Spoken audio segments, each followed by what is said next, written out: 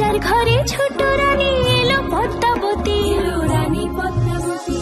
রাজার আরো 6টি রানীর ছিল না সন্তান, পদ্মাবতীর কোলালোতে মিলল সমাধান। বছর যেতে জন্ম নিল 7 ছেলে 1 মেয়ে, হয় খুশির আকাশ হঠাৎ কালো মেঘে গেল ছেয়ে।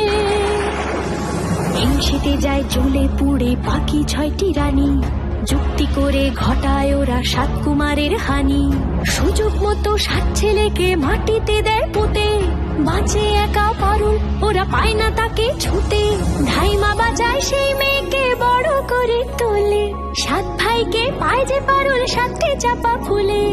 এত কিছুর পরেও রাজার বিপদ যে কাটে না, সূর্য নগরে সুখের সূর্য আর ওঠে না। হিংসা বিবাদ বিচ্ছেদ আর প্রেমের কাহিনীতে পারুল বোন কি পারবে 7 ভাই চম্পাকে জাগাতে।